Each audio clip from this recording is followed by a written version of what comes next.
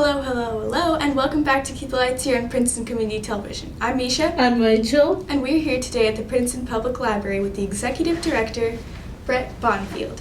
And to start us off with some background information, can you tell us a little bit about the history of the library? So the Princeton Public Library celebrated its 100th anniversary a few years ago. And we have been in this space for about 12 or 13 years. The library was previously up on Nassau Street in Bainbridge House. Bainbridge House then became the Historical Society. And so the next big phase of the library in terms of bringing it up to its most recent history is that we just renovated the second floor of this building, the Sands building. Wow, so that's really awesome. So how long have you been working here? I started here in January of last year, so I've been here almost a year and a half now. Cool. So we're going to talk a little bit about what it takes to become a librarian or to work at a library. So what was your journey to make it here and work here? So I was most recently the director of the Collingswood Public Library, which is in South Jersey. And I've only been a librarian for about 10 years. I had a few careers before going to library school, and we can talk about that later if you'd like. I decided to go to library school because in one of my previous careers, I decided that I wanted to make a change. And so I went to all of my friends and I asked them two questions. I wanted to know if they liked their jobs, and I wanted to know if they thought I would like doing their job. And the only two people who said yes were a college roommate of mine who had gone to Rutgers Library School soon after we graduated, and he met his wife there. They were both in library school together, and they became librarians. And basically they said, what took you so long? This is the perfect career for you. And so I went to Drexel to get my library degree. It took me a year to get my library degree. And while I was in school and just after, I worked part-time in academic libraries. So I worked at the University of Pennsylvania and at Temple University and St. Joseph's University in their libraries. And then I was hired to direct the Collingswood Public Library. I did that for 7 years. And then they posted for this position, and I applied, and the trustees of the library hired me. So, in library school, what exactly do you learn or apply? Yeah, it's a very, very interesting curriculum. They require that you already have an undergraduate degree. It doesn't have to be in anything specific, but they want you to come in knowing how to study and having proved yourself as a student.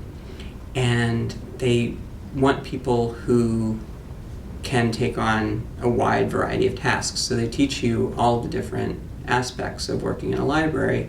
And if you haven't worked in a library, I know neither of you have worked in a library. I hadn't worked in a library before I went to library school. It's easy to think that it might be sort of simple. And that was wrong. It wasn't simple. So I learned about cataloging, and that means taking a book or a DVD or a music CD or some other object and trying to describe it in a standardized way so that it can be compared to other objects that are somewhat similar, but also be found by people who are looking for it. And that can be a very complicated task because you might want the book because you are trying to do a homework assignment, and somebody else might want the book because they're trying to find out something about the town where they live, and somebody else might want that book, that history of Princeton, say, because they want to find out about family history or something like that. So there might be a lot of different ways that people would think about asking for that one specific item, and you've got to describe it in a way that makes sense to all of those different people. So that's just one of the classes. I learned management in terms of how to actually manage an organization like a library. And I learned reference, which means when you go to I don't know if have you ever gone to the librarian and asked them a question? Yeah. So they were trained. What was the question that you asked? I forgot. It's okay. That's the idea. You find the answer, they don't have to remember it anymore. So that means they did their job well, and it means that you did your job well. But there's a specific way to handle what's called a reference interview. So you're both very, very good interviewers. I've watched Cue the Lights, several of your programs, and you're both very good, Thank you. well-trained interviewers. And we learned similar training. So if you come to us and say, I'm working on this paper that I'm writing, well, we've got to figure out, how long that paper is going to be. Is it supposed to be, 1 page, or is it supposed to be a dissertation that's 300 pages? Is it due tomorrow night, or is it due 2 years from now? What's the actual class assignment? We have to really understand, and then we can tell you, you might want this stack of books, or you might just want to read that one article. And so, again, that was something that we learned how to do. I learned to go to other libraries and understand how well they're run. So even though I was going to school in Philadelphia, I flew down to North Carolina and met with the people who ran the library at North Carolina State University, and got their take on what it means to really.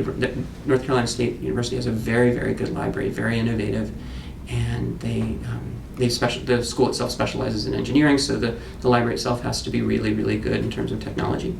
And so I had to understand what it meant to offer innovative technology to students who are always going to want the next thing. So we learned a variety of tasks about how to be good, what we would call frontline librarians, the people who are either doing cataloging or handling reference or doing story time or that kind of thing, but also learn to be good administrators, how to handle a budget, how to manage other people, how to work with the community. So it was a very intense year of training. So what's your favorite part working at a library, or what makes it different than your previous job? So my previous jobs before going into library work were in information technology. I was the first webmaster for development and alumni relations at the University of Pennsylvania. The Office of Development and Alumni Relations handles fundraising for the University of Pennsylvania, and also working with a very, very large network of alumni. So I helped create I supervised the creation of the first online community so that alumni from the University of Pennsylvania could interact with each other online. Before there was a Facebook, people had to find other ways to find each other, and I helped them do that. That was part of my job. And then I was also a writer. So again, in fundraising, you write grants to ask people to give you money. When they give you money, or give you money for other reasons, you write thank you notes. I wrote speeches, brochures, things like that. So it was a lot of writing and a lot of information technology, and I used those skills. Remember, I told you my friend said, when I was in my late 30s, after having done those other things for 15 years, they basically said, what took you so long? You're going to enjoy it. And it was because they knew that I could write. They knew that I was comfortable getting in front of an audience and speaking. They knew that I was comfortable asking for money. They knew that I understood technology. And they knew that I could adapt all of those skills within a very different context. And so it's a very, very different context than the context in which I used to work. But a lot of the skills are the same. I still need to do a lot of reading. It's just a different kind of reading and a different kind of writing and a different kind of application of information technology. I also supervise a lot more people than I used to. And that's one of my two favorite pieces. I really love working. We have about 70 employees here, plus we also have about 10 seminary students from the Princeton Theological Seminary that come in and work with us, mostly during their academic year, so about 80 people here. And I love working with them. Working with people who love libraries is just a joy, and they've made a career of it and want to dedicate their time to working in a library. That's wonderful. And then the other really exciting part of my job is that I get to work with this incredible community. I mean, there are about 28,000 people who live in Princeton, and then we have about 30,000 card holders. We have thousands of people who don't live in Princeton who use the library regularly.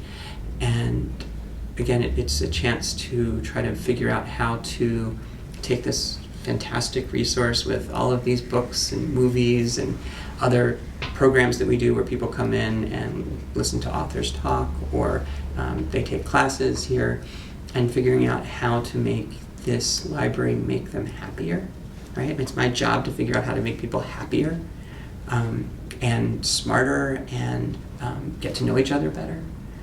That's a wonderful thing. So those are kind of my two favorites, and they, of course, interrelate. You can't have staff without having people that they're supposed to serve, and you can't serve, 30, 40, 50,000 people without having the people in place, the colleagues in place, to really make sure that they're being served well. So those are my favorites. So when you were younger, did you always love like reading and writing and books? And did you ever imagine that you would be in this position working at a library? Yes to all of them except the last one. I thought I would be an author. And about 15 years ago, before I went to library school, I intentionally stopped working full-time and started working part-time, and I wrote a couple of novels. And I found out that being an author is a lot harder than I thought it would be, and I thought it would be really, really hard, and it's even harder than that. So I wrote a couple of novels. They're okay. I hope to someday write more. But from the time I learned to read, I thought it was the best thing that I could possibly imagine doing, that I could pick up a book or an article or whatever anybody would put in front of me, a newspaper, and just be transported. And I loved that. And then the idea that I could do that for other people, that it's one, you had that that first step where, who's your favorite author or one of your favorite authors? Let's see. Well, I love like reading the book format of plays, so I like Tennessee Williams. Okay. It's a book that I like. Jonathan Livingston Seagull. Mm-hmm. Richard Bach, yeah, is a wonderful writer. Yeah, so the idea of of having a Tennessee Williams or a Richard Bach provide that experience for you is really wonderful. But then the idea that you can be Tennessee Williams or Richard Bach for somebody else, I just thought that was the most amazing thing, right? And so I didn't think I would ever be a librarian. It just I always loved libraries. I always spent a lot of time in libraries, but I didn't really understand what librarians did. And I also, I think libraries fundamentally changed with the advent of the internet and with networked information. And I really love the idea of working with both kind of print and and music CDs or DVDs and things that are kind of these physical objects, but I also love the idea of combining them with technology. And so once I found out that I could do both of those things at once, that was when I decided that librarianship would really be the right career for me. So that can bring us to the second floor, which it had very innovative in bringing technology and the book together. Why inspired you to renovate it? So the project started before I got here, and I knew when I took the job that it was going to be my job to make sure that we as an organization were able to complete the project on schedule and not go over budget. And so it was my job to support my colleagues in making sure that happened. Now, I was very, very fortunate in that when I saw the designs, it was as if somebody had read my mind. All of the things that I wanted a library to be were right there in the design. So there were a few things that I think were really important about the design of the second floor. The first is that the third floor of the library, that when you first walk up the stairs, there's a desk right there, right? And then the rest of it is basically open space. There aren't very many walls. It's just kind of big and open. That's what the second floor used to look like. And the problem with that is that it didn't allow people to do a lot of the things they wanted to do. So one of the things they really wanted to do was get together in small groups and be able to study together or have meetings. So there's a soft drink company called Bai that was, you had Bai, it's delicious, right? So they started their company here. They would come here and have meetings and set up their laptops because they didn't yet have office space. And as they got more and more successful, they rented office space, and now they have beautiful office space. But a lot of companies, when they're first getting started, are just one or two or three people who just need to be in the same place together. So you have everything from students doing homework in these small study rooms to people starting businesses to people doing tutoring sessions. And so we had about 4 of those rooms before in our previous design, and they were constantly filled. We had much more demand than we could meet. And so now we have 9 of those study rooms on the second floor, and we've set them up with big monitors so that people can share screens with each other, so that everybody can be, instead of crowding around a little laptop, we have a big screen on the wall. Another need that people had is a quiet place to just think and study, and so we didn't have that on the second floor. We only had a small room on the first floor where there was a designated quiet area, and that was only enough for 12 people. And so we really wanted a much bigger, nicer space for people to just be able to read and study and write. And so we set up a huge reading room on the second floor, and people have really been enjoying that. It's a really nice space. Another thing that we wanted was a much larger technology classroom. In our previous second floor, we had a technology classroom that was only big enough for 12 people, and a lot of people didn't even know we had it. Did you know that we had a technology classroom before? Yeah, so you may not have ever seen it, right? And because it was all the way in the far side from the stairwell. And so we set up the technology classroom overlooking Heinz Plaza, so it's in a space where everyone sees it, and it can accommodate up to almost 40 people. We had 37 people there just the other week learning how to build your first app. And so we couldn't have done that before. People really wanted to learn things like that, how to build an app. And there was there were at least 37 people who wanted that, but we couldn't fit them all in the same room. Now we can. And then the other thing that I think is just a really useful thing, do you have a school library? Yes. And is it organized by the Dewey Decimal System? Yeah. And can you always find what you want based on the Dewey Decimal System? I mean, for the most part, yeah. For the most part, yeah. But is it intuitive, or is it a little bit easier to go to a bookstore and find what you're looking for? I think it's a little easier to go to a bookstore these days. Exactly. And so we've organized the second floor by bookstore categories. And so we've got a section for business, and we've got a section for history, and we've got a section for cooking, and then within that we have the Dewey Decimal System. So you're comfortable with Dewey Decimal. Once you go to the cooking section and you see that you have your Dewey number, then you can find it. But it makes browsing a little bit easier for people there are some people who just don't know the Dewey Decimal System at all, and others who understand that bookstores have learned from libraries and improved on the system for browsing. And so we make it easy to browse for what you're interested in. But then also, if you have a very specific number, you can always go right to it. And we use a system called RFID on top of it. So that means that it's essentially a tiny little signal. And you can go to our catalog, and you can see a little red dot for the book you want, and it just shows you where on the shelf it is. So it's a lot of different ways to find what you're looking for. And so it's an improvement. It always starts with the books. Like we love books here. And so we made sure that the books would be where people could find them, and we wanted to organize them nicely. But then we have all these other really wonderful ways to interact with technology. And then, of course, we also, I'm sure you come here and probably use Wi-Fi, as most people do. And or use laptop computers or pull your phone out for whatever reason, because we have free Wi-Fi, and so people take advantage of it. And we used to just have a couple of routers, and now we have 12 routers, and we also used to have our speed set at 300 megabits per second, which is faster than most people have at home.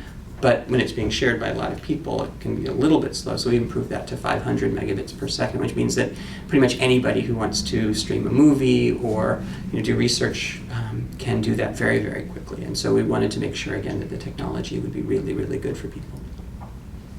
So, speaking of bookstores, Mm-hmm. you guys actually have a bookstore downstairs. So, do you want to tell us a little bit more about that? Absolutely, yeah. So the Friends of the Library, which is a separate nonprofit, that nonprofit is dedicated to supporting the library. They run that bookstore, and so it is run right now entirely by volunteers. And so and we also only sell books that are donated to us. We don't buy any of the inventory. So people donate their books to us, and the Friends volunteers go through the books and make sure that they pick the right ones. So some of the textbooks they sell online, but most of the books they sell either in that bookstore itself, or we have an annual sale that the Friends also run. And that is a very, very successful bookstore.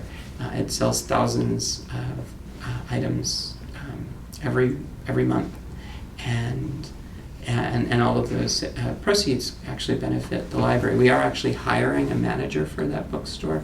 The job posting is no longer live. All the people who have chosen to apply for it have applied already. So we're going to start the interview process very, very soon. So we will actually have a bookstore manager that we pay. to run that bookstore, but the rest of it will be run by volunteers. And so yeah, it's a huge part of our budget, really valued, and part of our budget, but also a wonderful service. People get to buy great books at very reasonable prices. And when is the book fair this year? The book fair is at the end of June this year. It's usually in September, but we moved it up this year in order to have books in people's hands for summer. What we've learned is that June, July, and August are always our busiest months. Part of it's because you and your friends are out of school, and so you have more time to read, or you have summer reading that you have to do for school, but also people go on vacation and they take books with them. And so people who may not necessarily get to read a lot during sort of their day-to-day lives because they're working and they're taking care of their families and doing other things, when they're on vacation, they'll take a stack of books with them and they'll come to us and get those books. And so we figured people might want to buy books right at the beginning of summer to enjoy them. So are you at all concerned with the growing use of technology and how kids may not be reading as much anymore? I was concerned at a time. I'm not really concerned anymore. I think it's a couple of things. I think one of the factors we're seeing is that publishers themselves are seeing a huge increase in the sale of print books, especially for youth. I think the Harry Potter phenomenon kind of woke up publishers to the fact that there are all these students who want to read, and of course adults are also reading these books, and so the books that were originally written for tweens and teens are huge sellers.